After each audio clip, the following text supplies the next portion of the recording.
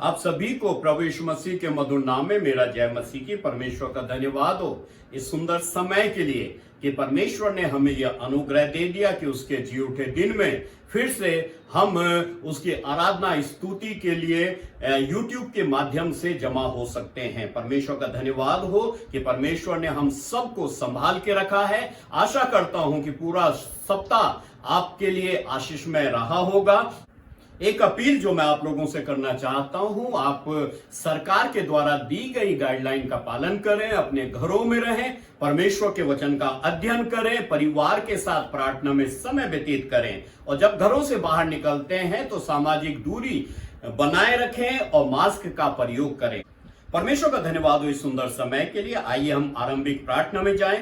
मैं निवेदन करता हूं पास्टर प्रेम से देहरादून से कि वो सामने आए और भजन संहिता को पढ़े हमारे लिए और प्रार्थना में अगुवाई करें। आप सबको जय मसीह की। आज की इस रविवार की आराधना में आप सबका स्वागत है। इससे पहले कि हम परमेश्वर की महिमा करें, हम प्रार्थना भी करेंगे और अपने परमेश्वर को धन्यवाद भी देंगे और इस बात के लिए उस परमेश्वर के हमेशा शुक्रगुजार रहेंगे कि उसने आज के इस दिन तक हम सब जितने इसमें शामिल होने जा रहे हैं, हम सबको सुरक्षा दी है, सुरक्षित रखा है। इसके लिए हम अपने परमेश्वर का निरंतर धन्यवाद देते रहें। आइए हम आज की आराधना को शुरू करें। उससे पहले प्रार्थना में जाएंगे और मैं आप सब लोगों से भी रिक्वेस्ट करूंगा कि आप भी सब इस प्रार्थना में मेरे साथ शामिल हो और अपने अपने स्थान में अपने अपने स्वरों को झुका के परमेश्वर की उपस्थिति में उसकी शरण में जाएं। आइए हम प्रार्थना करें। हमारे सर्वशक्तिमान जीवित और सामर्थी परमेश्वर प्रभु यीशु मसीह, हम आपका धन्यवाद देते हैं। प्रभु जी, आपने हमें सुरक्षित रखा, आज का दिन दिखाया, इस आराधना में शामिल होने का मौका दिया, इसके लिए हम आपके धन्यवादित हैं। प्रभु जी, हम आपको धन्यवाद देना चाहते हैं कि आप हमारी चिंता करते हैं, आप हमसे प्रेम करते हैं। प्रभु जी, आप हमारी रक्षा करते हैं, आप हमारे सुरक्षा कवच हैं। प्रभु जी, हम आपका धन्यवाद देते हैं मेरे प्रभु। हम फिर से एक बार आज के इस दिन के लिए भी शुक्रगुजार हैं जो दिन आपने हमें दिया है। हम आज के इस दिन को प्रभु आपके चरणों में समर्पित करते हैं और हम अपने आप को सब तेरे चरणों में समर्पित करते हैं। प्रभु जी, हमें स्वीकार और ग्रहण कर और पवित्र आत्मा हमसे बातचीत कर, पवित्र आत्मा हमारा मार्गदर्शन कर। इस आराधना की शुरुआत से लेकर के और इसके अंत तक प्रभु जी आपकी उपस्थिति हम सबके साथ बनी रहे और न सिर्फ आज के दिन बल्कि प्रभु आपकी उपस्थिति हमेशा हमेशा हमारे सबके साथ बनी रहे। प्रभु जी, ऐसी हम आपसे प्रार्थना करते हैं। आगे का समय प्रभु हम आपके हाथों में देते हैं और आज सभी जो भी प्रभु जी इसमें भागीदार होते हैं, चाहे वो प्रभु जी इसमें परमेश्वर पिता बोलने वाले हो या सुनने वाले हो, एक एक जन को मैं तेरे चरणों में समर्पित करता हूं। प्रभु जी, आप दया और आप अनुग्रह करें। हम धन्यवाद देते हैं आपका और आगे का समय आपके हाथों में देते हुए प्रार्थना प्रभु यीशु मसीह के नाम से मांगते हैं, आमीन। हम इससे पहले कि आराधना में जाए, एक भजन संहिता को हम पढ़ेंगे और परमेश्वर के वचन की ओर ध्यान करेंगे और देखेंगे कि परमेश्वर हमसे क्या बोलना चाहता है, हमें क्या बताना चाहता है। और आज के मनन के लिए भजन संहिता 95 हम निकालें और इसके 1 से लेकर के और उसके 10 पद तक मैं आपके मध्य में पढ़ूंगा। भजन संहिता 95 हम इसको निकालें और हम इसको पढ़ेंगे। जब मैं पढ़ता हूं तो आप अपने अपने स्थानों में भी इसको पढ़ सकते हैं। अपने हाथों में बाइबल लेकर के आप इसको खोल के पढ़ सकते हैं। आइए हम इसको पढ़ें। आओ हम यहोवा के लिए ऊंचे स्वर से गाएं, अपने उद्धार की चट्टान का जय जयकार करें। हम धन्यवाद करते हुए उसके सन्मुख आए और भजन गाते हुए उसका जय जयकार करें, क्योंकि यहोवा महान ईश्वर है, समस्त देवी देवताओं के ऊपर महान राजा है। पृथ्वी के गहरे स्थान उसी के हाथ में हैं और पहाड़ों की चोटियां भी उसी ही की हैं। समुद्र उसका है और उसी ने उसको बनाया है, स्थल भी उसी के हाथ का रचा है। आओ हम झुककर दंडवत करें और अपने कर्ता यहोवा के सामने घुटने टेकें, क्योंकि वही हमारा परमेश्वर है और हम उसकी चराई की प्रजा और उसके हाथ की भेड़े हैं। भला होता कि आज तुम उसकी बात सुनते। अपना अपना हृदय ऐसा कठोर मत करो जैसा मरीबा में और मस्सा के दिन जंगल में हुआ था, जब तुम्हारे पुरखाओं ने मुझे परखा। उन्होंने मुझको जांचा और मेरे कामों को भी देखा। 40 वर्ष तक मैं उस पीढ़ी के लोगों से रूठा रहा और मैंने कहा, ये तो भटकने वाले मन के हैं। आओ इन्होंने मेरे मार्गों को नहीं पहचाना।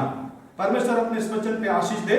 और मेरे प्रियो, परमेश्वर का वचन हमको उत्साहित करता है कि आओ हम अपने परमेश्वर के लिए ऊंचे स्वर से गाएं, उसकी महिमा करें। और आज का दिन जब हम सब जमा हैं, अपने अपने स्थानों में हैं, अलग अलग जगह हैं, और इस प्रार्थना सभा में, इस आराधना सभा में हम शामिल हैं, तो परमेश्वर हम सबसे यही चाहता है कि हम सब अपने परमेश्वर की महिमा करें, उसकी आराधना करें, उसकी स्तुति करें, उसकी बड़ाई करें, और जो हमारा चट्टान है उस प्रभु की हम जय जयकार करें। परमेश्वर का वचन आगे हमें, मेरे प्यारे, ये भी बताता है कि हम ऐसे नहीं, जब हम प्रभु की आराधना करने आते हैं तो हम अपने धन्यवाद के बलिदानों को लेके आए। जो जो कार्य उसने मेरे और आपके जीवन में, घर और परिवार के जीवन में, कलीसिया के जीवन में, हम लोगों के जीवन में किए हैं, उन बातों को याद करके वो धन्यवाद का बलिदान भी उसके चरणों में हम लेकर आए। आज हम जब सब जब आए इसमें अपने अपने हृदय से धन्यवाद का बलिदान परमेश्वर के चरणों में हम चढ़ाएंगे। और परमेश्वर का वचन कहता है कि वो परमेश्वर महान है, सारी पृथ्वी उसी की है, सारी पृथ्वी को उसने रचा है, सारे गहरे स्थानों को, ऊंचे स्थानों को, सब कुछ उसी ने रचा और उसी ने बनाया है। हम उस परमेश्वर का धन्यवाद करें, हम उस परमेश्वर की स्तुति करें, हम उस परमेश्वर की महिमा करें। और कहता है आओ हम झुककर दंडवत करें। मेरे प्यारो, परमेश्वर के चरणों में झुकना और झुककर उसको दंडवत करना, यह परमेश्वर के लिए एक आदर की बात है। और हम सब के लिए जब हम ऐसा करते हैं तो प्रभु उसके बदले में हमें आशीष देता है। मेरे प्यारो, इसलिए भजनकार कहता है आओ हम झुककर दंडवत करें और अपने कर्ता यहोवा के सामने घुटने टेकें, क्योंकि वही हमारा परमेश्वर है। सारे संसार का परमेश्वर है, हमारा परमेश्वर है और हम सबका परमेश्वर है। हम उस परमेश्वर की महिमा करें, हम उसकी चराई की प्रजा और उसके हाथों की भेड़ें हैं। मेरे प्यारो, वो हमारा चरवाहा है, वो हमारा रखवाला है, वो हमारा संचालक है, वो हमारा रक्षक है, और वही हमारी जरूरतों को पूरा करने वाला है, वही पालनहार है, वही तारनहार है। उस परमेश्वर की हम महिमा करें। अपना हृदय परमेश्वर चाहता है हम कठोर ना करें, पूरी नम्रता के साथ, दीनता के साथ और पूरे सम्मान के साथ अपने प्रभु के चरणों में आए और उस परमेश्वर की हम स्तुति और महिमा करें, ताकि हम परमेश्वर से आशीष को प्राप्त कर सकें। जैसा हमारे पूर्वजों ने, परमेश्वर का वचन कहता है, मन कठोर किया और परमेश्वर की आशीषों से वंचित रहे, ऐसा वो नहीं चाहता हम आज के लोगों से। हम आज, मेरे प्यारो, जिस वातावरण से गुजर रहे हैं, जिस परिस्थिति से गुजर रहे हैं, जिस महामारी के प्रकोप से हम गुजर रहे हैं, मेरे प्यारो, हम सबको परमेश्वर ये चाहता है कि हम सब नम्र होकर के, दीन होकर के अपने परमेश्वर की शरण में आ जाएं, ताकि हम उस परमेश्वर से आशीष को प्राप्त कर सके, उस परमेश्वर का संरक्षण प्राप्त कर सके, उस परमेश्वर की सुरक्षा हमारे साथ बनी रह सके। यही आज का भजन हमें सिखाता है, हमें बताता है। हम सब मिलकर के उस परमेश्वर का धन्यवाद दें और आगे इस आराधना में बढ़े। मैं आप सब लोगों को फिर से एक बार धन्यवाद देता हूं और देहरादून नवजीवन चर्च की तरफ से आप सबका स्वागत करता हूं। धन्यवाद। प्रभु यीशु मसीह की जय। पास्टर प्रेम को प्रार्थना करने के लिए और भजन संहिता पढ़ने के लिए धन्यवाद। अब मैं आमंत्रित करता हूं ग्रेटर नोएडा की टीम को कि वो आराधना में हमारी अगुवाई करें। मसीह की परमेश्वर का धन्यवाद देते हैं इस सुंदर दिन के लिए, जिसमें हम उसकी आराधना और स्तुति कर सकें। इसलिए आइए हम अपना पहला सॉन्ग गाएंगे, रब की होवे सन्ना, रब की होवे सन्ना। आइए इस सॉन्ग को गाएं।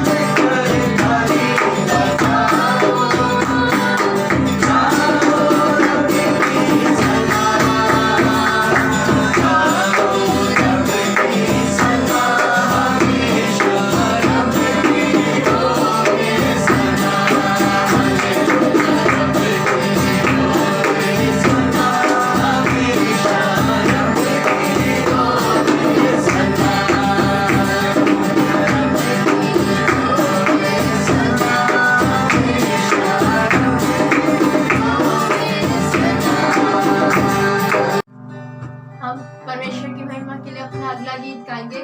राजा यीशु आए हैं, सब मिलके गाएंगे, ताली बजाएंगे।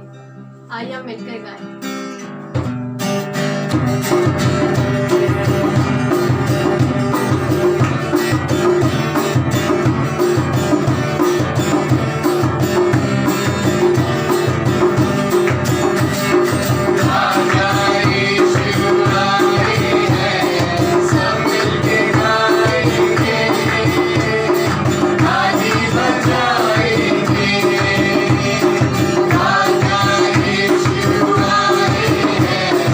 Some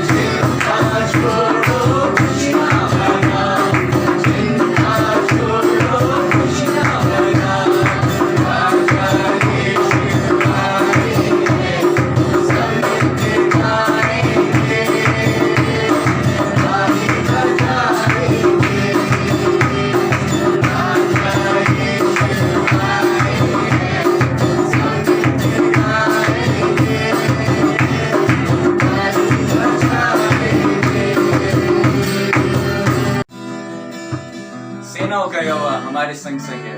याकूब का परमेश्वर हमारा ऊंचा गढ़ है। आइए इस गीत को गा के परमेश्वर की महिमा करेंगे।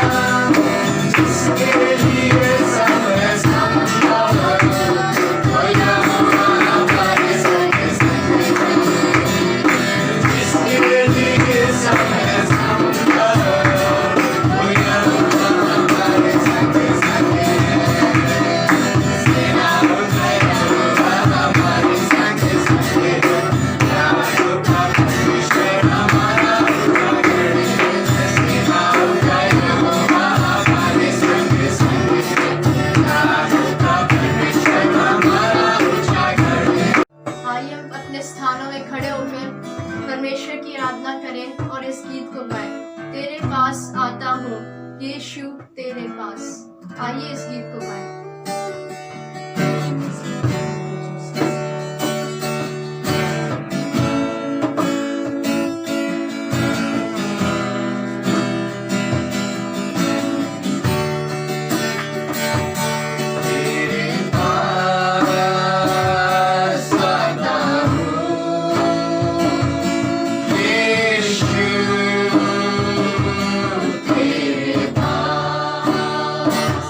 Say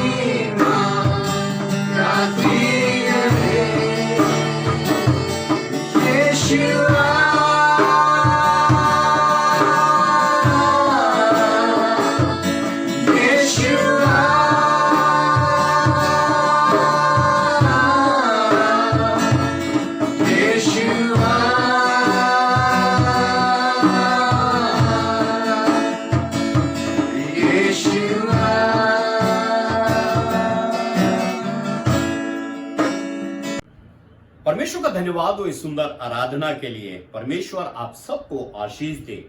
मेरे प्रियो, इस समय हम मध्यस्थता की प्रार्थना में जाएंगे और मैं निवेदन करूंगा पास्टर जॉय से, जो कि मेरठ से हैं, वो मध्यस्थता की प्रार्थना में अगुवाई करें।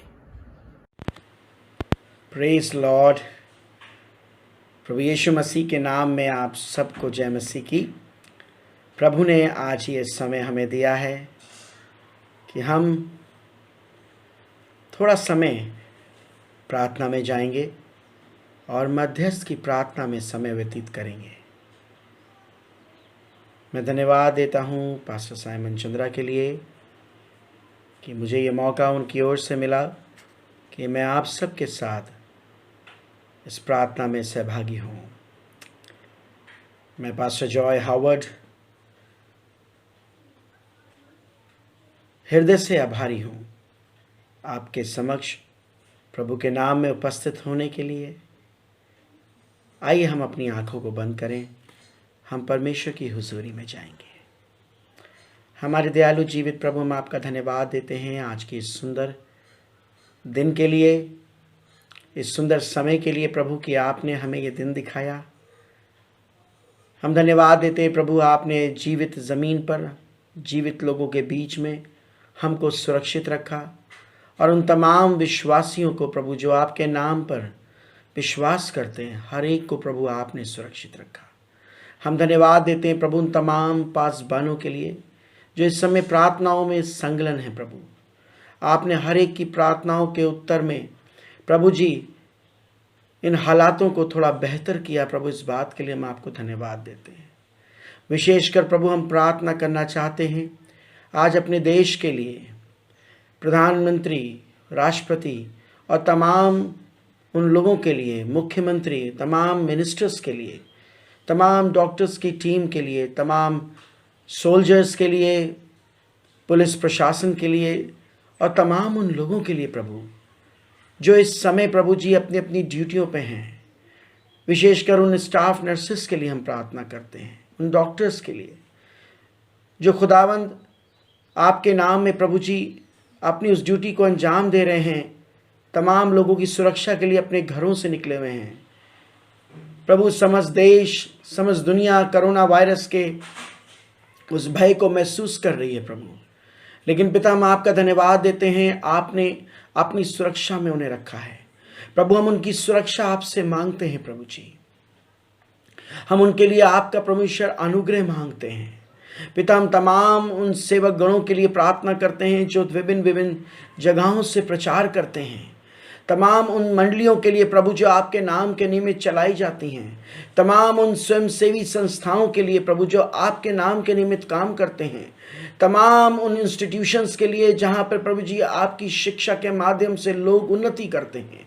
हम हर एक को आपके हाथों में सौंपते हैं प्रभु जी, हर एक को प्रभु आपके लहू में छुपाते हैं प्रभु जी। प्रभु जी होने दीजिए आपका अनुग्रह के द्वारा परमेश्वर ये तमाम बीमारी का जो समय है, ये तमाम जो कोरोना का समय है, यीशु आपके नाम में जाता रहे प्रभु जी। प्रभु आप चंगाई दें, आप शिफा दें, हमारे देश भारत पर प्रभु आप अनुग्रह करें, दया करें परमेश्वर। हर एक आत्मा प्रभु आपके नाम में सुरक्षित की जाए प्रभु, हर एक जन प्रभु जी इस समय में आपके नाम में सुरक्षित किया जाए। पिता परमेश्वर अपने आप को हम तमाम उन पासबानों को जो इस समय प्रार्थना में संलग्न हैं, हर एक को प्रभु जी आपके हाथों में सौंपते हैं। हम धन्यवाद देते हैं प्रभु जी कि हम आपके नाम में सुरक्षित पाए जाते हैं। हम धन्यवाद देते हैं प्रभु कि हमें सौभाग्य मिला है कि हम प्रार्थना कर सकें, अपने लोगों को याद कर सकें, अपने लोगों को आपकी वेदी के पास ला सकें। ओ प्रभु जी आप दया करें, आप प्रभु जी दया करें। आपके दया के लिए पिता हम आपसे प्रार्थना करते हैं प्रभु जी। आपका अनुग्रह बहुत बड़ा है प्रभु जी, और उस अनुग्रह में प्रभु आप दया करें। अगर प्रभु जी मानव जाति के द्वारा परमेश्वर उन्होंने काम हुए हैं प्रभु जी, तमाम तरह की ऐसी बातें हुई हैं जिससे पिता परमेश्वर आपके मन को ठेस पहुंची रुचि है। ओ प्रभु आप दया करें, आप दया करें, आप क्षमा करें प्रभु जी। अपना अनुग्रह प्रभु आप समस्त संसार के ऊपर उंडेलें पिता परमेश्वर। धन्यवाद प्रभु जी, आपने हमारी प्रार्थनाओं को सुना है। हम विश्वास के साथ आपके पवित्र नाम में किस प्रार्थना को मांगते हैं, दया से सुने और ग्रहण करें। आमीन। Praise the Lord. प्रभु आप सबको बहुत आशीष दे। प्रभु आपके साथ हो और आपकी अगुवाई करे। जय मसीह की। पास्टर जॉय को प्रार्थना के लिए धन्यवाद। मेरे प्रियो, अब हम उस विशेष समय पर आ गए हैं जबकि हम परमेश्वर के वचन की ओर ध्यान करेंगे या वह परमेश्वर के वचन को सुनेंगे। परमेश्वर का धन्यवाद हो कि आज हमारे बीच में परमेश्वर के दास पास्टर साइमन चंद्रा हैं। मैं निवेदन करूंगा उनसे कि आज वो परमेश्वर के वचन की सेवा हमारे बीच में करें। आप सभी को जय मसीह की। हम प्रभु का धन्यवाद देते हैं आज की सुबह के लिए, इस आराधना के दिन के लिए। धन्यवादित हैं कि प्रभु ने हम सबको सुरक्षित रखा, हम सबको ये अनुग्रह दिया कि हम उसकी आराधना के लिए अपने अपने घरों में प्रभु को आदर देने के लिए, उसकी आराधना करने के लिए हम प्रभु के समीप आए। हम प्रभु के उसी वचन को कैरी करेंगे, निरंतर करेंगे, जिसका सवाल और जवाब हम पिछले सप्ते में हमने पिछली प्रीचिंग में देखा था, जो यिर्मयाह 9:12 में यहाँ पे इस प्रकार से लिखा है। यिर्मयाह 9:12 में लिखा है, जो बुद्धिमान पुरुष हो वो इसका भेद समझ ले, और जिसने यहोवा के मुख से इसका कारण सुना हो वो बता दे, देश का नाश क्यों हुआ।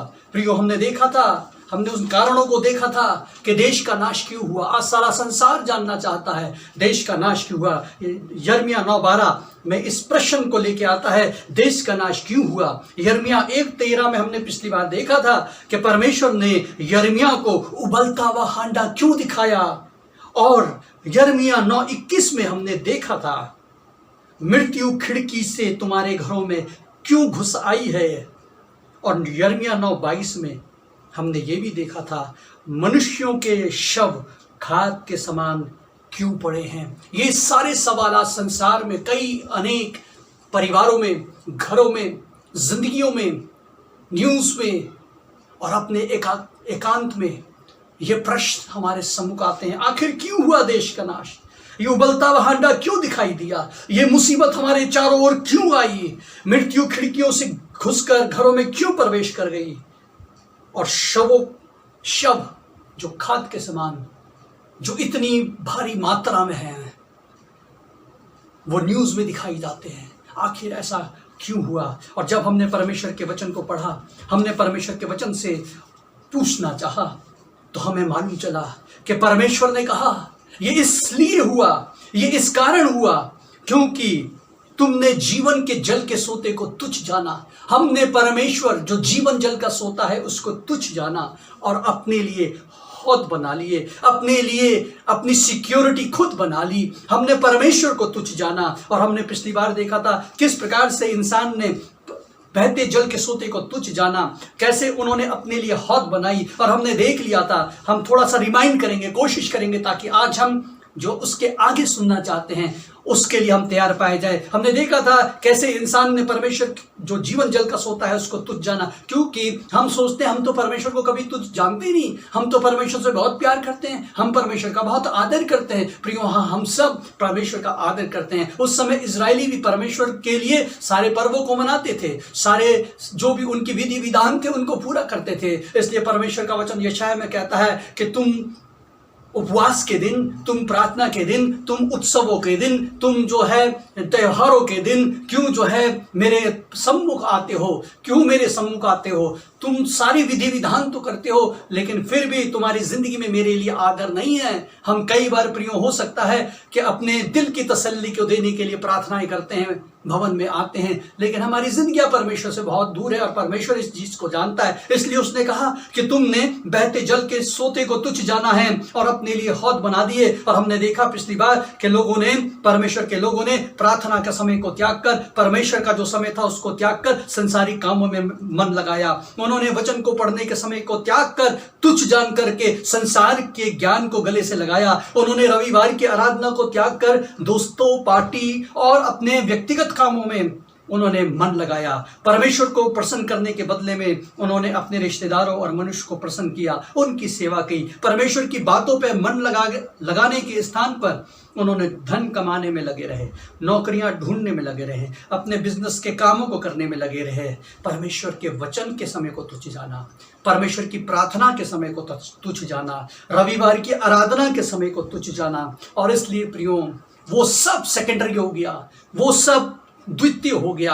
हमने तुच्छ जाना, इससे अधिक हमारे काम और कोई हो गए, इससे अधिक प्राथमिकता के कार्य हमारे लिए और कोई हो गए। इसलिए परमेश्वर का वचन कहता है कि तुमने अपने लिए हौद बनाए हैं, तुमने अपने लिए जो फाइनेंस सिक्योरिटी बना करके, परमेश्वर की प्रार्थना को छोड़ करके, उस समय को छोड़ करके तुम फाइनेंस के पीछे भागे, हौद बनाए। तुमने अपने लिए परमेश्वर के ज्ञान और वचन को जितना पढ़ना चाहिए था, उससे कहीं ज्यादा तुमने दुनिया की वो किताबें पढ़ ली। लेकिन कितने मसीह आज भी ऐसे हैं जिन्होंने अभी तक बाइबल एक बार भी पूरी नहीं पढ़ी। लेकिन पहली क्लास से लेकर के और अपनी पूरी पढ़ाई तक हमने कितनी किताबें पढ़ डाली, कितना ज्ञान हासिल कर लिया, उसके लिए कितना ट्यूशन में पैसा दे दिया। वो ज्ञान हासिल करना, ये किताबें, स्कूल जाना बुरी बात नहीं है। लेकिन जब हम परमेश्वर के वचन, जीवन जल के सोते को तुच्छ जान करके, बाइबल ना पढ़ करके वो सारी किताबों को पढ़ते हैं, उसको हमारी प्राथमिकता, हमारी प्रायोरिटी चेंज हो गई है। इसलिए परमेश्वर कहता है कि तुमने ऐसा किया। ये एक तरह से हम कहते हैं, परमेश्वर का वचन बताता है कि हमने परमेश्वर को जो है कोने में रख दिया। हमारे लिए परमेश्वर सेंटर में होना चाहिए, लेकिन परमेश्वर अब हमारे लिए कॉर्नर में हो गया।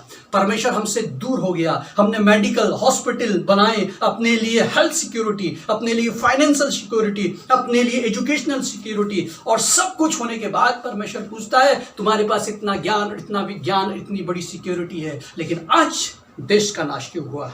आज मृत्यु खिड़की से तुम्हारे घरों में क्यों घुस आई? आज मनुष्य के शब्द खाद के समान क्यों पड़े हैं? क्या बलसान में कोई औषधि नहीं है? क्या तुम्हारे पास कोई औषधि नहीं है? शायद कुछ दिनों के बाद औषधि बन भी जाए, लेकिन परमेश्वर पूछ रहा है, परमेश्वर कह रहा है, क्योंकि मेरी प्रजा ने दो बुराई करी है। इसलिए प्रियो, हम इस बात से आगे बढ़ेंगे। कई बार हमें नहीं पता चलता कि हमने क्या बुराई करी, हमने क्या, हमारे जीवन में त्रुटि हुई है, लेकिन परमेश्वर का वचन हमें जरूर बताता है, परमेश्वर का वचन हमें जरूर सिखाता है और हमें मार्गदर्शन करता है। इसलिए आइए, जब यिर्मयाह को परमेश्वर ने ऐसा बताया, हम एक और खंड में से देखेंगे, एजिकेल उसका 20 अध्याय, एजिकेल उसका 20 अध्याय और 16 पद में यहाँ पे उसी की पुष्टि हुई है। क्योंकि हमारा परमेश्वर अपनी बात को अपने भविष्यवक्ताओं के द्वारा, उसने जो यिर्मयाह के द्वारा जो बात बताई, उसने एजिकेल के द्वारा भी वही बात उसने 20 और 16 में इस प्रकार से लिखा है। आइए देखते हैं। और 20 और 16 इस प्रकार से कहता है, एजिकेल 20 और 16,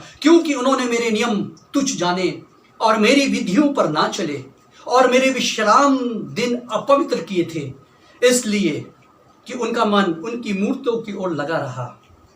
18 पद में, फिर मैंने जंगल में उनकी संतान से कहा, अपने पुरखाओं की विधि पर ना चलो, ना उनकी रीतियों को मानो और ना उनकी मूर्ति पूजकर अशुद्ध हो जाओ। मैं तुम्हारा परमेश्वर हूं, मेरी विधियों पर चलो, मेरे नियमों को मानने की चौकसी करो और मेरे विश्राम दिनों को पवित्र मानो, कि वे मेरे और तुम्हारे बीच में चिन्ह ठहरें, जिससे तुम जानो कि मैं तुम्हारा परमेश्वर यहोवा हूं। प्रभु अपने वचन के पढ़े और सुने जाने पे आशीष दे। प्रियो, हम यहाँ पे हम देखते हैं, परमेश्वर बता रहा है ये सब क्यों हुआ, उस समय ऐसी परिस्थिति क्यों आई, शवों का ढेर उस समय क्यों आया, उस समय मृत्यु का हांडा क्यों दिखाई दिया, उस समय जो देश का विनाश क्यों हुआ। ऐसे ही परिस्थिति प्रियो क्या हमारी नहीं?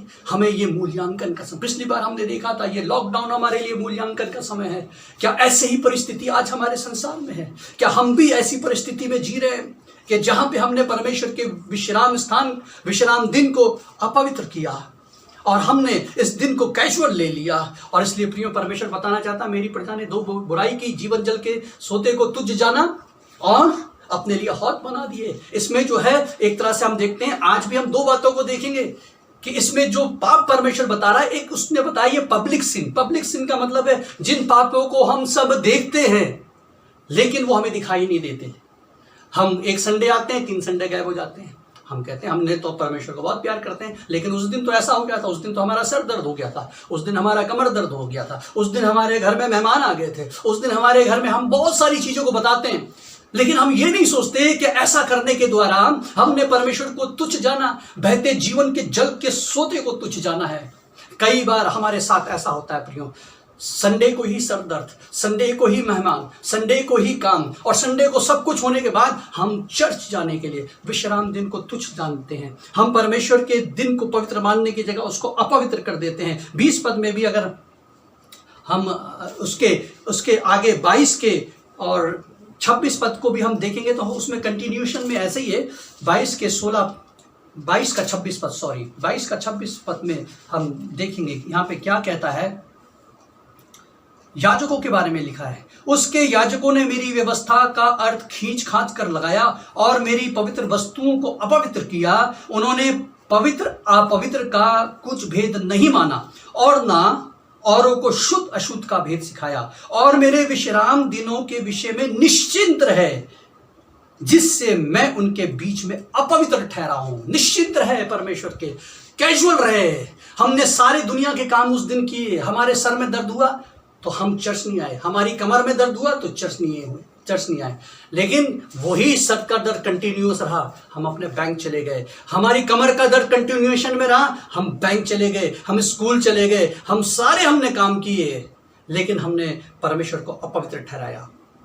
इतनी बार हमने परमेश्वर जो हमारा जीवन जल का सोता है, जिसने हमारे लिए जिंदगी दी, जिसने हमारे लिए लहू बहाया, जिसने हमसे प्यार किया, जिसने हमारे जीवन के लिए उत्तम से उत्तम वस्तुओं से तृप्त किया। इजराइल को उसने दूध और मधु की बहती हुई धाराओं के बीच के स्थान में ले जाकर उनको तृप्त किया, उनको दुनिया के सारे देशों से श्रेष्ठ करके एक उत्तम जाति के रूप में उनको उठाया और उनको आशीषित किया। प्रियो, उन लोगों ने परमेश्वर के साथ ऐसा व्यवहार किया, इसलिए परमेश्वर कहता है तुमने मेरे विश्राम दिनों को अपवित्र किया। प्रियो, आइए आज हम भी अपने अपनी जिंदगी में हमने पीछे कैसा किया। हमने बीते हुए वक्तों में विश्राम दिनों को, परमेश्वर की कलीसिया को, परमेश्वर के चर्च को किस किस्म से आंका। क्या हमने उसको प्राथमिकता दी है? क्या हमने सचमुच में उसको पवित्र ठहराया है? क्या सचमुच में हमने आदर के साथ प्रभु के भवन में उसको महिमा देने के लिए उसके दिन को पवित्र माना है, उसको इज्जत दिया है और उसको दुनिया के सभी कामों से अधिक जो है महत्व देते हुए उस दिन को प्रभु की आराधना के लिए हम उपस्थित हुए? क्या हमने अगर ऐसा किया तो प्रभु का धन्यवाद, और ऐसा नहीं किया तो क्यों ना हम परमेश्वर से कहें, प्रभु आज के बाद मेरी जिंदगी और मेरे परिवार में ऐसा ना होगा। मैं तेरे पवित्र दिनों को, तेरे जो आराधना का दिन है उसको पवित्र मानूंगा। प्रभु मैंने ऐसा किया, मुझे क्षमा करें। प्रियो, ये पब्लिक सिन था, लेकिन आज हम एक और बात को देखेंगे जो कि हमें मिलता है यिर्मयाह 9 अध्याय। उसमें हम देखेंगे किस किस्म से, और वो जो पाप है जिसके बारे में कुछ सीक्रेट सिन के बारे में भी देखेंगे, जो हमें यिर्मयाह की पुस्तक में लिखा और बताया है कि मेरी प्रजा के लोगों ने कैसे जीवन के जल के सोते को तुच्छ जाना। यिर्मयाह 9 और 4 से 9 में, यिर्मयाह 9 और 4 से 9 में कुछ ऐसी बातों को, उसकी प्रजा की बात। प्रियो, हम परमेश्वर से कुछ नहीं छुपा सकते। ये तो पब्लिकली दिखता है, लेकिन कुछ ऐसी बातें हैं जो दिखती नहीं, लेकिन हमारा परमेश्वर उसको देखता है। हम अपने परमेश्वर से खुद कुछ नहीं छुपा सकते। इसलिए वो कहता है जीवन जल के सोते को तुच्छ जाना, और हमने अपने लिए हौद बनाए हैं, हम अपनी मनसा के अनुसार चलेंगे। 4 पद से आगे इस प्रकार से लिखा है, अपने संगी से चौकस रहो, अपने भाई पर भरोसा ना रखो, क्योंकि सब भाई निश्चय अड़ंगा मारेंगे और हर एक पड़ोसी लुतराई करते फिरेंगे। वे एक दूसरे को ठगेंगे और सच नहीं बोलेंगे। उन्होंने झूठ ही बोलना सीखा है और कुटिलता ही से परिश्रम करते हैं। तेरा निवास छल के बीच है, छल ही के कारण वे मेरा ज्ञान नहीं चाहते। यहोवा की यही वाणी है। इसलिए सेनाओं का यहोवा यूं कहता है, देख मैं उनको तपाकर परखूंगा, क्योंकि अपनी प्रजा के कारण मैं उनसे और क्या कर सकता हूँ। उनकी जीभ काल के तीर के समान बेधने वाली है, उससे छल की बातें निकलती हैं। वे मुंह से तो एक दूसरे से मेल की बात बोलते हैं, पर मन ही मन एक दूसरे की घात में लगे रहते हैं। क्या मैं ऐसी बातों का दंड ना दूं? यहोवा की ये वाणी है। क्या ऐसी जाति से मैं अपना बदला ना लूं। परमेश्वर का वचन के पढ़े सुने जाने पर आशीष दे। प्रियो, हम यहाँ पे देखते हैं कि इजराइल को, परमेश्वर के लोगों को परमेश्वर ने उसका दूसरा पाप दिखाया और बताया कि एक भाई दूसरे भाई के लिए, एक विश्वासी दूसरे विश्वासी के लिए किस किस्म से व्यवहार करता है, किस किस्म से विचार करता है, किस किस्म से उनके जीवन में वो विचार और व्यवहार जो परमेश्वर ने अपने वचन के अनुसार, उसके लोग ऐसा नहीं कर सकते। परमेश्वर के लोग ऐसा नहीं कर सकते, लेकिन उसके लोग होने के बावजूद भी वो क्या कर रहे हैं? अपने भाई को अड़ंगा मारते हैं, अपने पड़ोसी से लुतराई करते हैं, एक दूसरे को ठगने के लिए, एक दूसरे से झूठ बोलने के लिए, एक दूसरे से कुटिलता के। इतनी बार हमने परमेश्वर जो हमारा जीवन जल का सोता है, जिसने हमारे लिए जिंदगी दी, जिसने हमारे लिए लहू बहाया, जिसने हमसे प्यार किया, जिसने हमारे जीवन के लिए उत्तम से उत्तम वस्तुओं से तृप्त किया, इजराइल को उसने दूध और मधु की बहती हुई धाराओं के बीच के स्थान में ले जाकर उनको तृप्त किया, उनको दुनिया के सारे देशों से श्रेष्ठ करके एक उत्तम जाति के रूप में उनको उठाया और उनको आशीषित किया। प्रियो, उन लोगों ने परमेश्वर के साथ ऐसा व्यवहार किया, इसलिए परमेश्वर कहता है तुमने मेरे विश्राम दिनों को अपवित्र किया। प्रियो, आइए आज हम भी अपने अपनी जिंदगी में हमने पीछे कैसा किया, हमने बीते हुए वक्तों में विश्राम दिनों को, परमेश्वर की कलीसिया को, परमेश्वर के चर्च को किस किस्म से आंका? क्या हमने उसको प्राथमिकता दी है? क्या हमने सचमुच में उसको पवित्र ठहराया है? क्या सचमुच में हमने आदर के साथ प्रभु के भवन में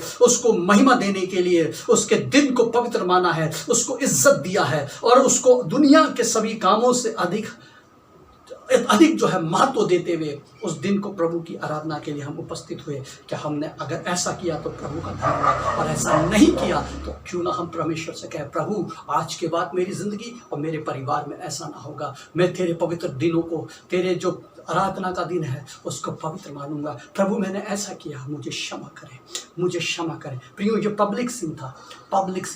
लेकिन आज हम एक और बात को देखेंगे जो कि हमें मिलता है यिर्मयाह 9 अध्याय। उसमें हम देखेंगे किस किस्म से और वो जो पाप है जिसके बारे में कुछ सीक्रेट सिन के बारे में भी देखेंगे, जो हमें यिर्मयाह की पुस्तक में लिखा और बताया है कि मेरी प्रजा के लोगों ने कैसे जीवन के जल के सोते को तुच्छ जाना। यिर्मयाह 9 और 4 से 9 में, यिर्मयाह 9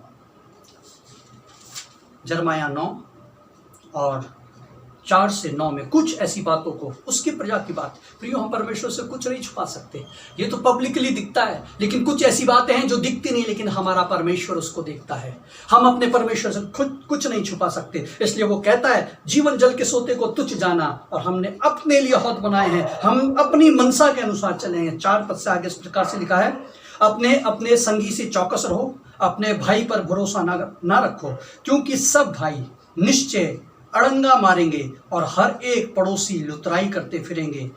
वे एक दूसरे को ठगेंगे और सच नहीं बोलेंगे। उन्होंने झूठ ही बोलना सीखा है और कुटिलता ही से परिश्रम करते हैं।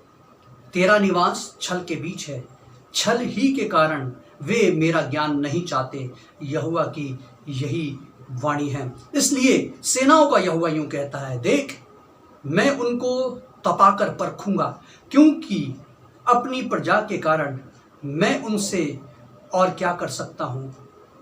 उनकी जीभ काल के तीर के समान बेधने वाली है, उससे छल की बातें निकलती हैं। वे मुंह से तो एक दूसरे से मेल की बात बोलते हैं, पर मन ही मन एक दूसरे की घात में लगे रहते हैं। क्या मैं ऐसी बातों का दंड ना दूं?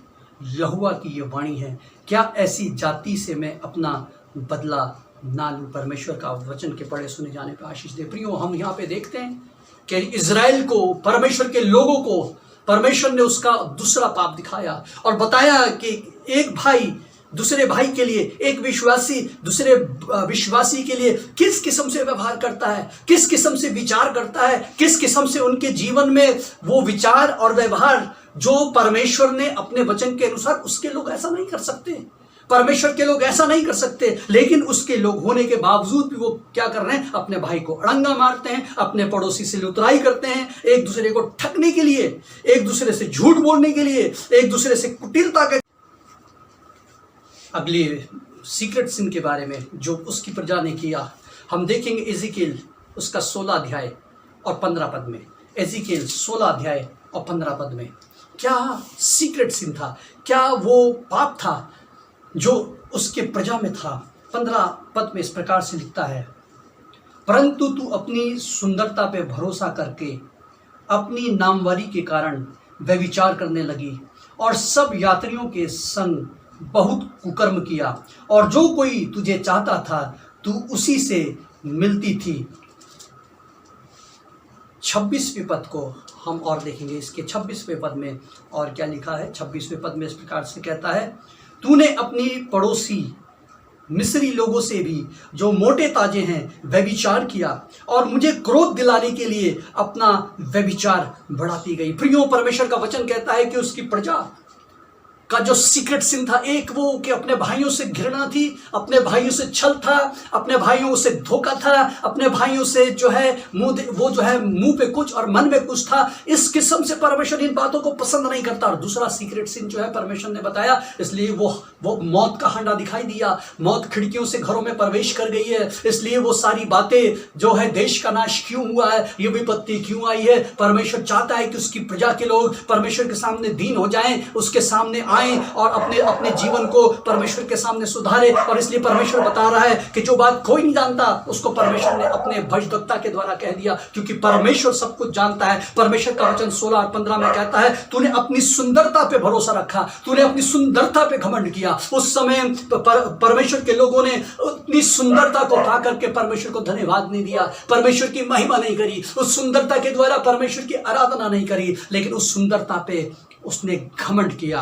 और उसके साथ साथ तो रुका नहीं, उसकी प्रजा रुकी नहीं। लिखा है उस सुंदरता पे भरोसा करके व्यभिचार करने लगी और सब यात्रियों से कुकर्म किया, और जो कोई इसको चाहता था उसके साथ उसने कुकर्म किया। और यहां तक भी नहीं रुकी। 26वें पद में लिखा है, मिस्री लोग, दूसरे देश के लोग, अन्य जाति लोग, उनके साथ भी व्यभिचार किया। और लिखा है, तुमने मुझे क्रोध दिलाने के लिए अपना व्यभिचार बढ़ाती गई। क्रोध दिलाने के लिए।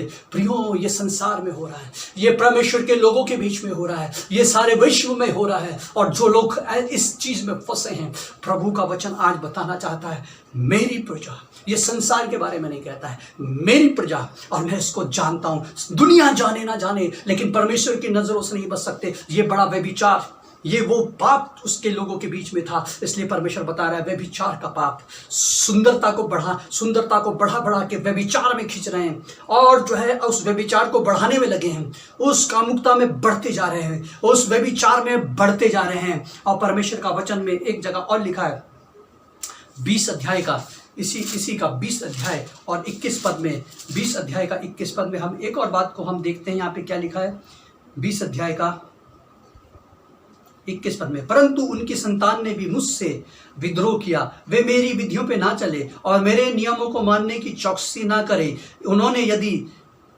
मनुष्य माने तो वो जीवित रहेगा, और मेरे विश्राम दिनों को उन्होंने पवित्र किया है। और साथ साथ इसी के उसमें हम एक और पद को देखेंगे कि उन्होंने जो है परमेश्वर की जो व्यवस्था है, परमेश्वर के जो नियम है, उसको तुच्छ जान करके परमेश्वर के लिए उन्होंने मूर्तों के आगे, उनके आगे अपने बलिदान चढ़ा दिए, उन्होंने अपने बच्चों को बलि करके चढ़ा दिया, उन्होंने जो है उनको घात कर दिया और उनको जो है बलिदान। इसलिए परमेश्वर बता रहा है, ये सब कुछ, ये हत्या जो हुई है, बच्चों को जो है बलिदान करके चढ़ाया गया है, बच्चों को जो घात किया गया है, परमेश्वर की दृष्टि में बुरा है, परमेश्वर की दृष्टि में बुरा है। एक और हम पद को पढ़ेंगे और उसके जो सीक्रेट सीन है उसको हम देखेंगे। 22 अध्याय का 7 से लेकर के 22 अध्याय 7 पद से आगे कुछ और पाप है। यहाँ पे लिखा है 7 पद से लेकर के 12 पद में यहाँ पे लिखा है, तुझ में माता पिता तुच्छ जाने गए,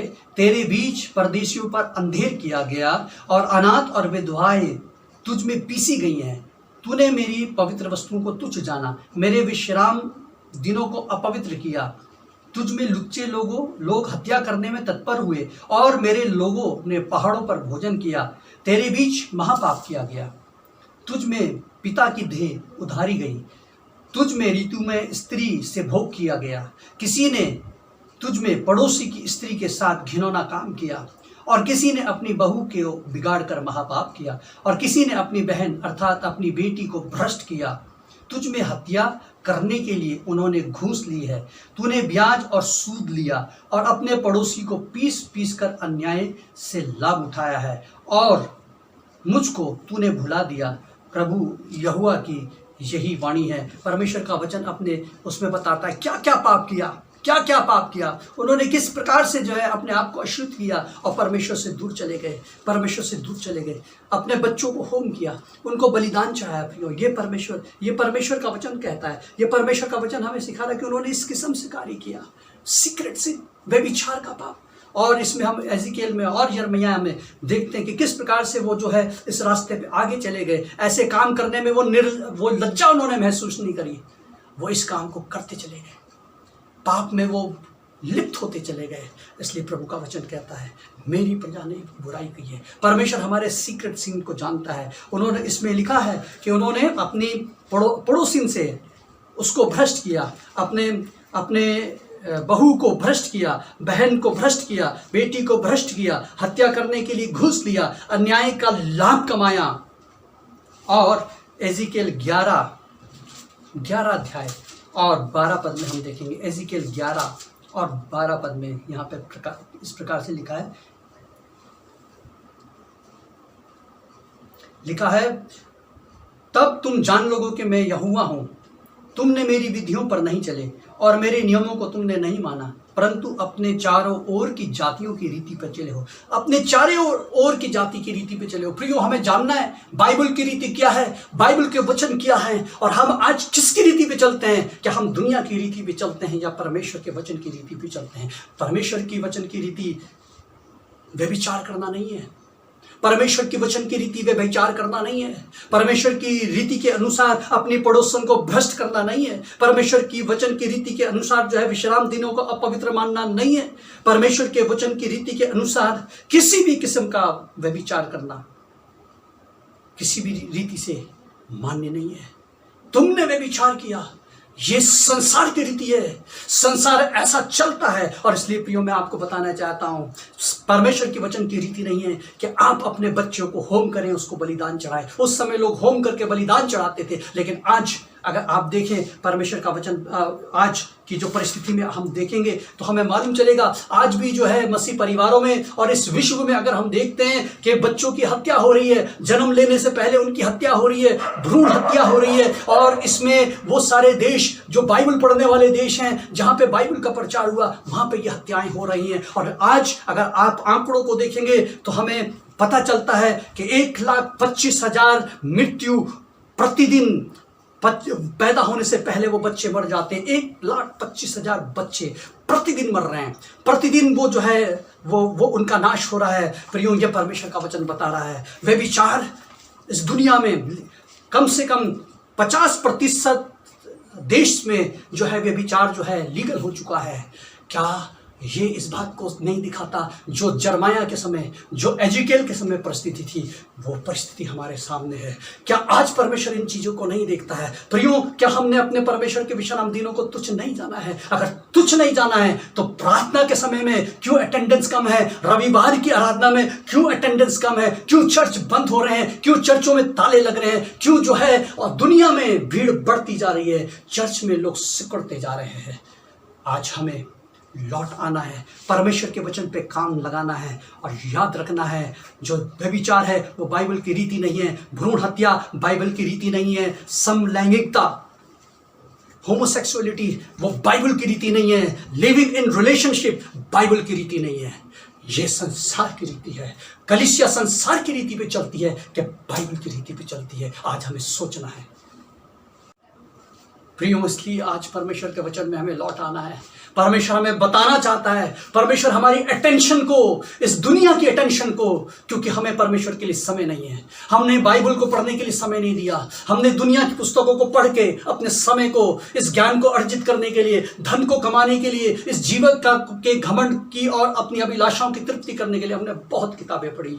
क्या आज हम परमेश्वर के वचन को पढ़ने के लिए कटिबद्ध होंगे? कहेंगे हम परमेश्वर के वचन को पढ़ेंगे, हम इस परमेश्वर के वचन में परमेश्वर के ज्ञान को ढूंढेंगे, परमेश्वर की रीतियों को देखेंगे, परमेश्वर की मनसा को जानेंगे। और इसलिए परमेश्वर का वचन बोलता है मेरी प्रजा ने मुझे तुच्छ जाना है, इसलिए उनकी ये दशा हुई। इसलिए शब्द जो है खेतों में इस प्रकार से पड़े हैं, इसलिए मौत जो है खिड़कियों से अंदर घुस गई है, इसलिए जो है देश का नाश हो गया है, इसलिए जो हांडा तुम्हें दिखाई देता है, तुम्हें मृत्यु का नजारा जो दिखाई देता है, ये इसलिए है कि मेरी प्रजा के लोगों ने पाप किया है। वो सीक्रेट सिन को भी जानता है, वो पब्लिक सिन को भी जानता है। इसलिए प्रियो, वो पाप जो पब्लिकली हमने दुनिया के सामने किया, वो पाप जो हम अंधेरी कोठरियों में करते हैं। आप एजिकेल की पुस्तक में पढ़ेंगे तो परमेश्वर ने एजिकेल को कोठरियों का नजारा दिखाया। आज हम पे वक्त नहीं है, लेकिन आप एजिकेल की पुस्तक को पढ़िए कि मेरे लोग क्या कर रहे हैं, जा उनकी कोठरियों में देख, उनकी स्त्रियां क्या कर रही हैं, कोठरियों में जाके देख, मेरे पुरनिया क्या कर रहे हैं, कोठरियों में जाके देख, वो क्या कर रहे हैं। प्रियो, परमेश्वर उस कोठरी में, उस एकाकी समय में, एकांत के समय में उसके लोग क्या करते हैं, स्त्रियां क्या करती हैं, बेटियां क्या करती है, पुत्र क्या करते हैं, परमेश्वर देखता है।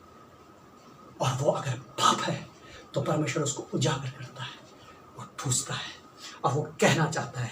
एजिकेल 18 और 21 में उसका उपाय है, उसका उपाय है। 21 में प्रकार से लिखा है, एजिकेल 18:21 में लिखा है, परंतु यदि दुष्ट जन अपने सब पापों से फिरकर मेरी सब विधियों का पालन करे और न्याय और धर्म के काम करे, तो वो ना मरेगा वरन जीवित ही रहेगा। उसने जितने अपराध किए हों उनमें से किसी का स्मरण उसके विरुद्ध ना किया जाएगा। जो धर्म का काम उसने किया हो उसी के कारण वो जीवित रहेगा। परमेश्वर के वचन में 30 पद को भी हम पढ़ेंगे, 30 पद से आगे पढ़ते रहेंगे। प्रभु यहोवा की यह वाणी है, हे इज़राइल के घराने, हे परमेश्वर के लोगों, उसका वचन कहता है, मैं तुम में से हर एक मनुष्य का न्याय उसके चाल चलन के अनुसार ही करूंगा। इसलिए वो कहता है, पश्चाताप करो और अपने सब अपराधों को छोड़ो, तभी तुम्हारा अधर्म तुम्हारे ठोकर खाने का कारण ना होगा। अपने सब अपराधों को जो तुमने किए हैं दूर करो, अपना मन और अपनी आत्मा बदल डालो। हे इज़राइल के घराने, तुम क्यों मरो? क्योंकि प्रभु यहोवा की यह वाणी है, जो मरे उसके मरने से मैं प्रसन्न नहीं होता। इसलिए पश्चाताप करो, तभी तुम जीवित रहोगे। प्रियो, परमेश्वर का वचन हमें बताता है वो मरने से खुश नहीं होता। हम आज संसार में देखते हैं, न्यूज में हम देखते हैं लोग जो रोज मर रहे हैं। प्रभु हमारे मरने से खुश नहीं है, परमेश्वर पापी के मरने से खुश नहीं है, परमेश्वर दुष्ट के मरने से खुश नहीं है, परमेश्वर उसके लोगों के मरने से, विनाश से खुश नहीं है।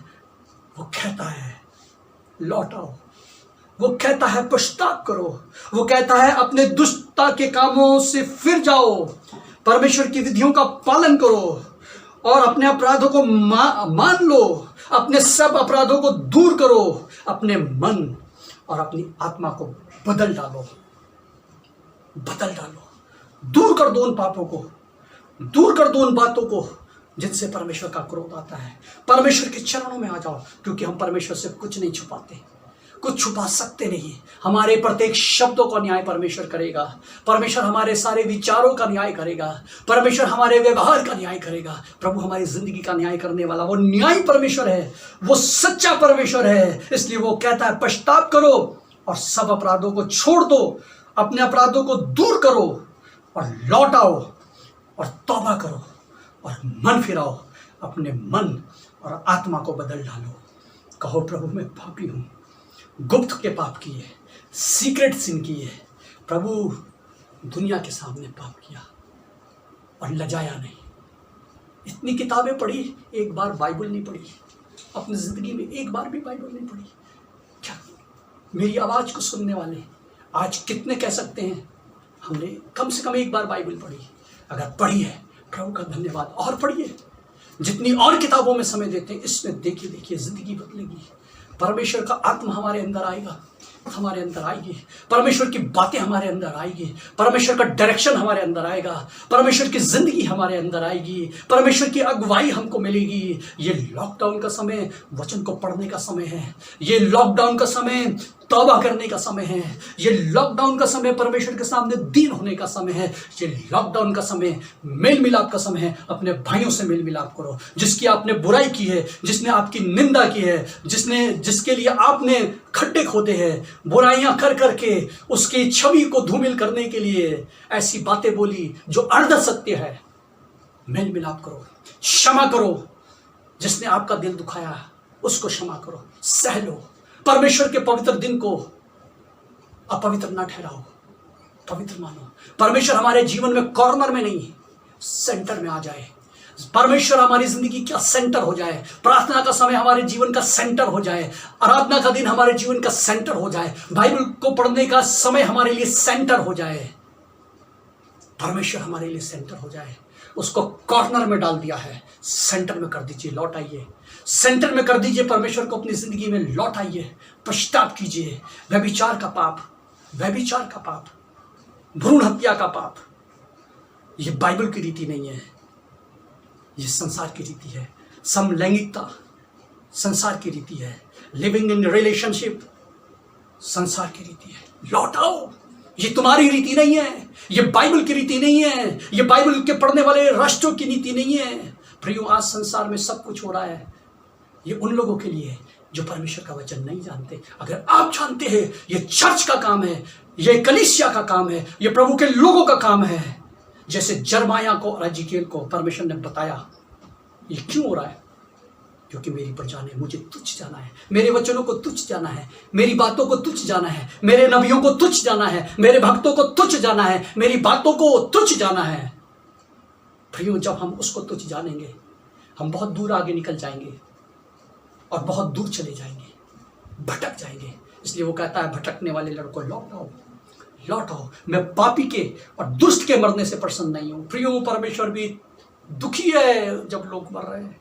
लौट आओ, लिखा है वो लौट आओ। यदि मेरी प्रजा के लोग अपनी बुरी चालों से फिर जाएंगे, अपने पापों को छोड़ देंगे, उनसे पश्चाताप करेंगे और लौट आएंगे, तो मैं उनके देश को चंगा कर दूंगा। प्रियो, हमारे हाथ में हमारा देश है, हमारी प्रार्थनाओं में हमारा देश है, हमारे पश्चाताप में हमारा देश का हित है। ये भारत देश का हित मसीह कलीसिया के हाथ में है। आओ सारे मसीह कलीसिया, भारत की कलीसिया मिल करके अपने देश के लिए, अपने देश के हित के लिए प्रार्थना करे और लौट आए, प्यार करे, मेल मिलाप करे। व्यभिचार की बातों को छोड़ दे, भ्रूण हत्या के विचारों को, उस रीति को छोड़ दे, व्यभिचार से संबंधित वो सारे आदतों को छोड़ दे। लौट आए, क्योंकि हमारा परमेश्वर चंगा करने वाला है।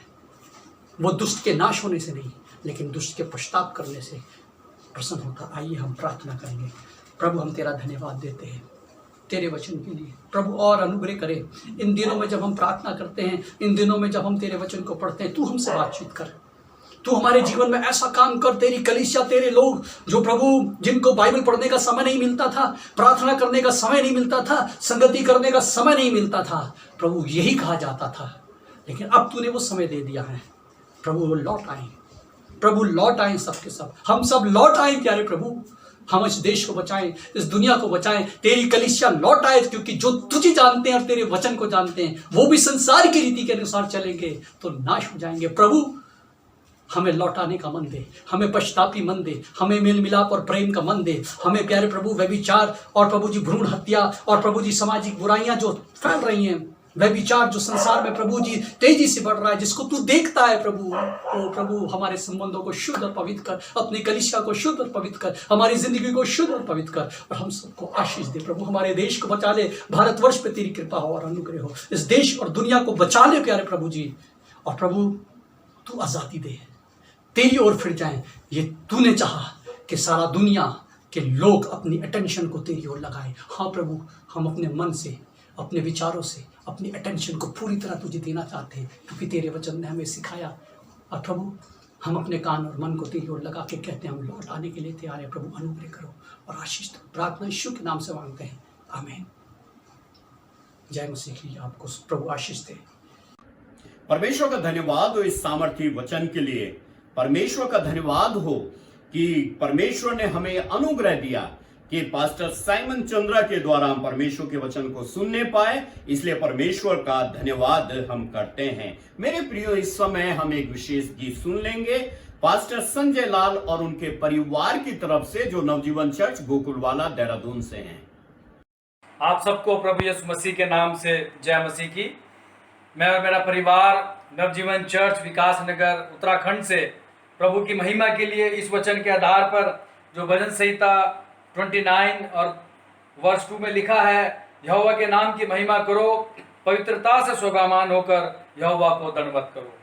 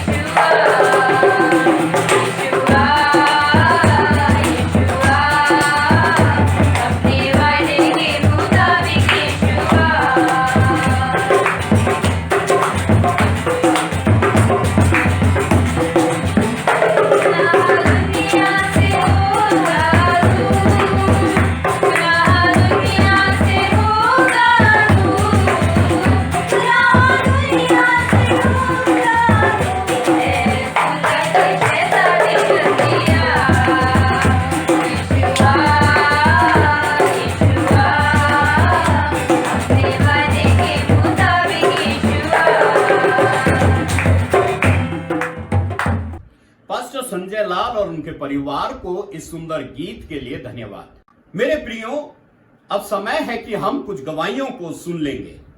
सबको जय मसीह की। मैं प्रभु का धन्यवाद करना चाहता हूँ। प्रभु यीशु मसीह ने मुझे बहुत अनुग्रह दिया है और मैं प्रभु का तहे दिल से धन्यवाद करना चाहता हूँ कि पहले मैं जैसे कि अंधकार में जी रहा था, कहीं से उजाले की कोई किरण नजर नहीं आ रही थी, जीवन में बहुत सारी परेशानियां आ रही थी, बहुत सारे तनाव आ रहे थे, जिस कारण हमें अपने परिवार में बहुत परेशानियां होती थी। मेरी वाइफ भी और मेरे बच्चे भी बहुत परेशान रहते थे। एक दिन अचानक मेरी बहन की वजह से आज जो मेरा और मेरे परिवार का जीवन बचा है, मैं प्रभु का बहुत तहे दिल से धन्यवाद करना चाहता हूँ और अपनी बहन का भी धन्यवाद करना चाहता हूँ। और इन सब में सबसे बड़ा योगदान जिन्होंने हमें पूर्ण रीति से प्रभु की शरण दिलाई है। और हम पहले अंधकार में जी रहे थे, हम जितने भी देवी देवताएं, टोना टपड़े, इन सब में जी रहे थे हम, और हम सच्चे परमेश्वर को भूल गए थे कि हम रूढ़िवादी सोच और इन हर चीजों में हम बंध गए थे, फंस गए थे हम, और जिससे मतलब हम अपने ही आप को हम खत्म कर रहे थे। और जब से हमें प्रभु का सहारा मिला है, प्रभु यीशु मसीह का तो तब से हमारा पूर्ण रूप से जीवन बदल गया है। मैं प्रभु का बहुत बहुत धन्यवाद करना चाहता हूँ और अपनी पूरी कलीसिया का भी धन्यवाद करना चाहता हूँ। हमारा जीवन प्रभु की दया से बहुत सुखी है और हमारे जो भी कार्य हैं वो सब अच्छे हैं और मैं और मेरे बच्चे हम सब प्रभु में बहुत आनंदित हैं और खुश हैं और अब हमारा जीवन अच्छे से सुखी चल रहा है। मैं प्रभु का धन्यवाद करना चाहता हूँ और मैं और मेरी बीवी प्रभु की सेवा भी करते हैं और जगह जगह जाके हम प्रभु का सुसमाचार भी देते हैं और बच्चों तक भी हम प्रभु का सुसमाचार करते हैं। प्रार्थना समूह भी करते हैं गांव में, जिसके कारण प्रभु के राज्य में बहुत सारा मदद मिले। मैं धन्यवाद करना चाहता हूँ। मैं सभी ग्रुप का धन्यवाद करना चाहता हूँ। मैं सारे पास्टर जी का धन्यवाद करना चाहता हूँ और अपनी कलीसिया का धन्यवाद करना चाहता हूँ। जय मसीह की। जय मसीह की। मेरा नाम सल्लू है। मैं कालसी क्षेत्र उत्पाल्टा से बोल रही हूँ। मैं अपने जीवन की गवाही देना चाहती हूँ। जब मैं प्रभु में नहीं थी तो मेरा जीवन कैसा था, मेरे परिवार का जीवन कैसा था, और जब मैं प्रभु में आई तो प्रभु ने मेरे जीवन को, मेरे परिवार के जीवन को कैसे बदला, मैं अपने जीवन की गवाही देना चाहती हूँ। जब मैं प्रभु में नहीं थी तो मेरे बहुत सारी बीमारियाँ थी और मेरे पति दारू पीते थे, घर में खाना नहीं रहता था और बहुत सारी तकलीफ़ें थी। लेकिन जब मैं प्रभु में आई तो प्रभु ने मेरी बीमारी को चंगाई दी, मेरी बीमारियाँ ठीक हो गई। मैं प्रभु का धन्यवाद करती हूँ। मेरे पति के जीवन को बदला, मेरे पति ने दारू छोड़ दी और वो अच्छे से काम करते, अच्छे से अपने परिवार की देख रेख करते हैं। मैं प्रभु का धन्यवाद करना चाहती हूँ। मेरे भाई बहनों, इन गवाहियों के लिए परमेश्वर का धन्यवाद। प्रभु आपको आशीष दे। मेरे प्रियो, अब समय है कि हम पास्टर धर्मेंद्र और उनके परिवार की ओर से एक विशेष गीत सुन लेंगे और उसी दौरान जबकि ये गीत गाया जा रहा हो तो हम अपने दान और दशमांश को जमा कर लेंगे। आइए हम परमेश्वर की महिमा के लिए गीत को गाएंगे। आओ हम यहोवा का धन्यवाद करें, अपने सारे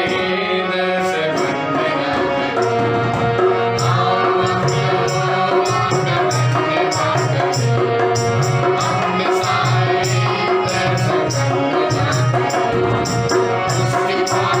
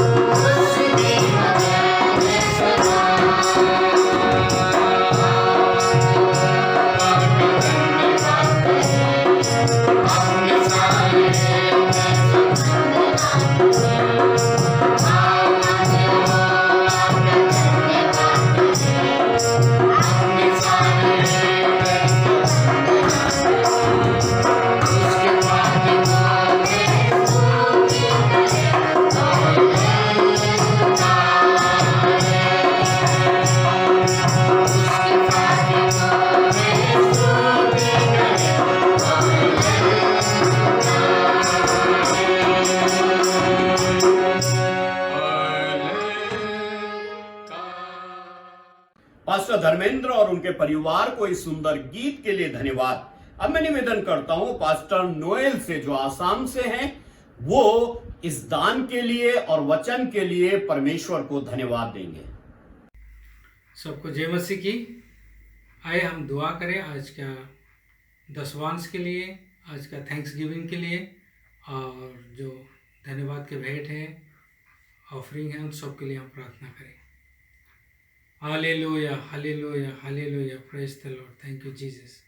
प्रभु यीशु मसीह, हम आपको धन्यवाद देते हैं, स्तुति करते प्रभु आज के दिन के लिए धन्यवाद देते हैं। प्रभु जी, हमें तुमने जीवित रखा है और जीवितों को ज़मीन पे रखा है, जीवितों को मंडली पे रखा है। प्रभु हम तेरा धन्यवाद करते हैं।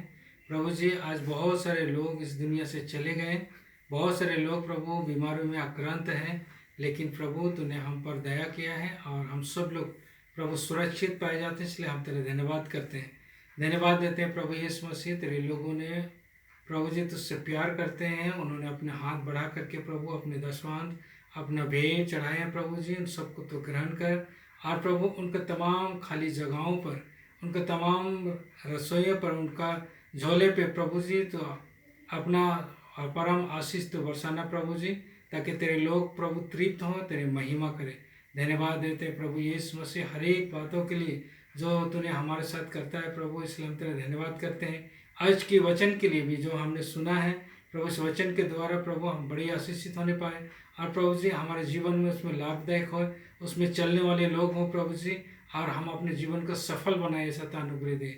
तेरा धन्यवाद करते हैं। आज की सभा में प्रभु जी जितने लोग हम लोग शरीक हुए, सबको तो बड़ी आशीष देना, नाम नाम से तो आशीष देना, और तमाम बातों में प्रभु तो नियंत्रण करना। आने वाला दिन तक, अभी से लेकर आने वाला दिन तक प्रभु हम सबके साथ में होना। तेरा धन्यवाद करते, तूने हमारी प्रार्थना को सुना है, विनती यीशु के नाम से मांगते, आमीन। पास्टर नोएल, इस प्रार्थना के लिए धन्यवाद आपको। इस समय हम विश्वास वचन को दोहराएंगे, और मैं निवेदन करता हूं ब्रदर क्रिस से, जो कि ग्रेटर नोएडा से हैं, वो हमारे साथ विश्वास के वचन को दोहराने में सहायता करें। सबको जय मसीह की। जय मसीह की। अब हम अपना दाहिना हाथ स्वर्ग की ओर उठाएंगे, और प्रेरितों के काम में जो उन लोगों ने बोला वो हम विश्वास के साथ बोलेंगे।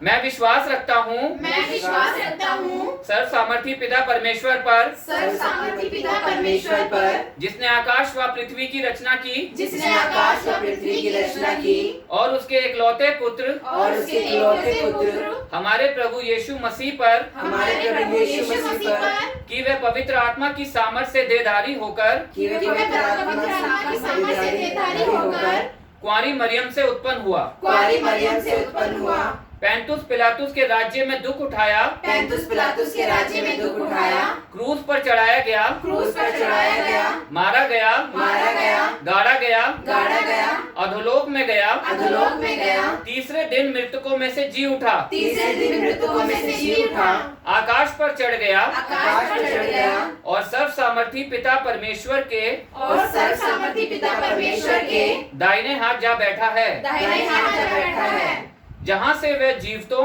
जहाँ से वे जीवितों व मृतकों का, न्याय करने के लिए आएगा, न्याय करने के लिए आएगा। मैं विश्वास रखता हूँ, मैं विश्वास रखता हूँ पवित्र आत्मा पर, पवित्र आत्मा पर, विश्वासियों की मंडली पर, विश्वासियों की मंडली पर, संतों की संगति पर, संतों की संगति पर, पापों की क्षमा, पापों की क्षमा, देह के जी उठने, देह के जी उठने, और अनंत जीवन पर, और अनंत जीवन पर, आमीन। आमीन। भाई क्रिश को विश्वास वचन में अगुवाई करने के लिए धन्यवाद। मेरे प्रियो, इस समय हम प्रभु की प्रार्थना में जाएंगे, और मैं निवेदन करूंगा पास्टर साइमन चंद्रा से कि वो प्रभु की प्रार्थना में हमारी अगुवाई करे, उसके बाद आशीष वचन से हमें विदा करे। आइए हम प्रभु की प्रार्थना के लिए अपने अपने स्थानों पर खड़े हो जाएंगे, अपने सरों को झुकाएंगे, और एक साथ मिलकर हम प्रभु की प्रार्थना में सहभागी होंगे। आइए प्रार्थना करें। हे हमारे पिता, तू जो स्वर्ग में है, तेरा नाम पवित्र माना जाए, तेरा राज्य आए, तेरी इच्छा जैसे स्वर्ग में पूरी होती है वैसे पृथ्वी पर भी हो। हमारे दिन भर की रोटी आज हमें दे, और जिस प्रकार हमने अपने अपराधियों को क्षमा किया है, वैसे ही तू भी हमारे अपराधों को क्षमा कर, और हमें परीक्षा में ना ला, परंतु बुराई से बचा, क्योंकि राज्य और पराक्रम और महिमा सदा तेरे ही हैं। आमीन।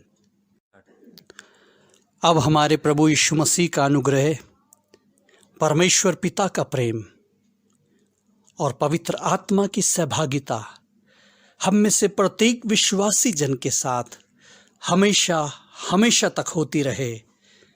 आमीन। पास्टर साइमन को प्रभु की प्रार्थना और आशीष वचन देने के लिए धन्यवाद। मेरे प्रियो, अब समय है कि हम अंत में कुछ विशेष सूचनाओं को पास्टर महेश से सुन लेंगे और आप ध्यान से इन सूचनाओं को सुने। हम दोबारा मिलेंगे, तब तक आपको जय मसीह की। आप सबको जय मसीह की। इस रविवार की आराधना द्वारा प्रभु ने आप सबको आशीष दी है। मेरे पास कुछ सूचनाएं हैं, मेहरबानी सुन लीजिए। पहली सूचना यह है, रविवार की आराधना सुबह 10:30 बजे आरंभ होती है, इसलिए आप सब लोग तैयारी के साथ बैठे। दूसरी सूचना यह है, आराधना लिंक आपके फ़ोन पर 10 बजे भेज दिया जाएगा। तीसरी सूचना यह है, यदि आप अपनी गवाही को देना चाहते हैं और प्रार्थना निवेदन देना चाहते हैं और कोई गीत आप देना चाहते हैं, तो रिकॉर्डिंग करके आप हमें बुधवार तक भेज दीजिएगा। रिकॉर्डिंग का समय 3 से 5 मिनट का होना चाहिए। प्रभु आपको आशीष दे। जय मसीह की।